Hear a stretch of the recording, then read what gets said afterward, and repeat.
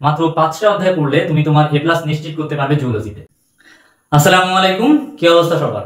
HSC 2025 তোমাদের exam কিন্তু একদমই শেষের পথে, আর কয়েকটি এক্সামই বাকি আছে। এর ভিতরে কিন্তু অনেকের একটা দুশ্চিন্তার সাবজেক্ট বায়োলজি।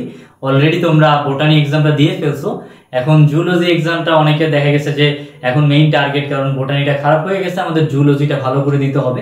এখন আমি তোমাদেরকে একটা সাজেশনমূলক ভিডিও এখানে দিব, যেখানে আমি তোমাদেরকে বলতে পারি যে মাত্র 5টা অধ্যায় পড়লে তুমি তোমার এ প্লাস নিশ্চিত করতে পারবে জুলজিতে, অর্থাৎ 5টা অধ্যায় এ প্লাস নিশ্চিত। আচ্ছা, এখন যারা কম পড়তে চাও তাদের জন্য, অর্থাৎ বায়োলজি ভাই পড়িনি, জাস্ট এই একদিন বা এই 1.5 দিনের ভিতরে আমি কিভাবে শেষ করতে পারি এবং কোন কোন টপিকগুলো পড়বো সেগুলো নিয়ে আমরা আলোচনা করব।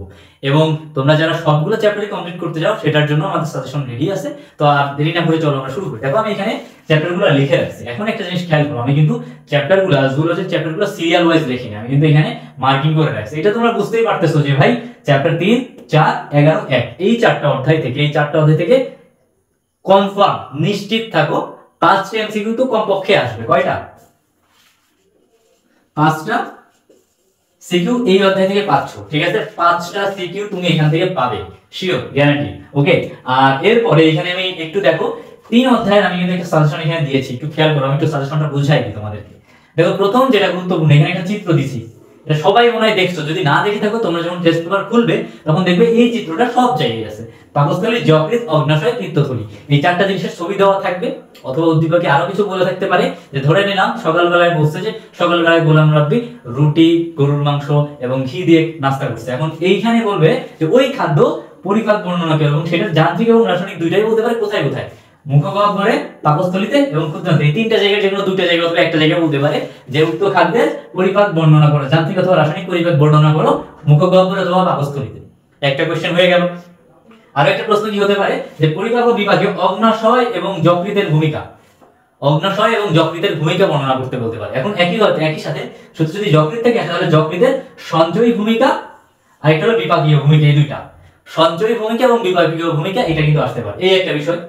আর এরপরে লিস্ট ইম্পর্টেন্ট সেগুলো হলো পরিপাকের স্নায়ুতন্ত্র এবং হরমোনের ভূমিকা। এমন না যে আসেনি পরীক্ষায়, আসছে, তো এগুলো একটু কম ইম্পর্টেন্ট, বাট পড়তে পারো। হ্যাঁ, যদি একেবারে মনে হয় যে ভাই আমি খুবই কম পড়বো, তাহলে ফার্স্টে 2টা টপিক পড়ে যাবা। আর যদি তারপরে যদি মনে হয় 2টা বলতে এই 3টা, হ্যাঁ, তারপরে যদি মনে হয় আরেকটু পড়ি তাহলে এই 2টা, হ্যাঁ, স্থূলতা এবং বিএমআই ক্যালকুলেশন। এটা হলো 3 অধ্যায়। তো এইভাবে 4, 11, 1, 7, 5, 2 প্রত্যেকটা অধ্যায়ে সাজেশন আছে। সাজেশন কিভাবে পাবা? আমাদের জাস্ট দেখবা যে আমাদের এই যে টেলিগ্রাম চ্যানেলের লিংক দেওয়া আছে, সেখানে তোমরা জাস্ট ঢুকলে আমাদের সাজেশন আপলোড করা আছে, ওইখান থেকে তোমরা এই সাজেশনগুলো দিবা। কারণ এইগুলো আসলে আমরা বলে সময় নষ্ট করতে যাচ্ছি না, তোমরা জাস্ট সাজেশনটা দেখে সুন্দরভাবে লেখা আছে কি কি পড়তে হবে এবং কোন কোন চিত্রগুলো গুরুত্বপূর্ণ, চিত্রগুলোর জন্য আমরা আলাদাভাবে সাজেশন তৈরি করেছি, যাতে চিত্রগুলো তোমরা পড়তে পারো এবং চিত্রগুলো অ্যাড করাও আছে, অর্থাৎ ওইখান থেকে তোমরা দেখে প্র্যাকটিস করতে পারবে। ঠিক আছে, বুঝে গেছে? আমরা তাহলে এই 3টা যদি 4টা চ্যাপ্টার পড়ি তাহলে আমরা 5টা সিকিউ কমপক্ষে পাচ্ছি, আর এই 3টা থেকে মনে করে ধরলাম আমরা 3টা পাবো, ধরে নিছি। এটা হলো লিস্ট, এইখান থেকে আরো বেশি আসতে পারে, 6টা তো আসবে, আমরা ধরে নিচ্ছি, তারপর কম ধরে নিচ্ছি, কারণ বিভিন্ন বোর্ডে বিভিন্ন ধরনের প্রশ্ন হতে পারে। এই পর্যন্তই বোঝা গেছে? তাহলে আমি আরেকটা বিষয় একটু ক্লিয়ার করে দেই। আমরা এই যে এইখানে আমাদের যে চ্যাপ্টারগুলো দেখছি, এখান থেকে কিন্তু এমসিকিউ ইম্পর্টেন্ট। তাহলে তুমি কি করবা, এখানে একটা অধ্যায়, এই 7 এবং 2, এই দুটো অনেক বড় অধ্যায় এবং 2টা থেকে এমসিকিউ অনেক আসে। তো এই জায়গাটায় কি করতে পারো তোমরা, এখান থেকে যাদের আজমল স্যারের বই আছে, আজমল স্যারের দেখবে বইয়ের শেষে একদম অধ্যায় ভিত্তিক চ্যাপ্টার ওয়াইজ বোর্ড কোশ্চেন দেওয়া আছে। তো তোমাদের যে রাইটারের বই পড়ো না কেন, তোমরা দেখবে যে এইভাবে চ্যাপ্টার ওয়াইজ কোশ্চেন দেওয়া আছে, বোর্ড কোশ্চেন পুরো মুখস্থ করে ফেলবা। ঠিক আছে? এখন বায়োলজিতে এমসিকিউ বিভিন্ন রকম হতে পারে, এর আসলে পসিবিলিটি খুব কম যে কমন পড়বে। তো এই জন্য আমরা কি করতে পারি, আমরা জাস্ট এই সাজেশনটা একটু ফলো করব এবং সিকিউ আশা করা যাচ্ছে তোমরা কমপ্লিট করতে পারবা। তো যদি সাজেশন লাগে তাহলে জাস্ট আমাদের পেজেও নক করতে পারো, আমাদেরকে, আমরা তোমাদেরকে পাঠিয়ে দিতে পারি, অথবা আমাদের টেলিগ্রাম চ্যানেলে কিন্তু দেওয়াই থাকবে। তো আমাদের এই ডেসক্রিপশন বক্সেও তোমরা এই লিংক পেয়ে যাবা, সবকিছু লিংক দেওয়া থাকতেছে, তো জয়েন করলে তোমরা পাচ্ছ। তো ধন্যবাদ সবাইকে, আসসালামু আলাইকুম।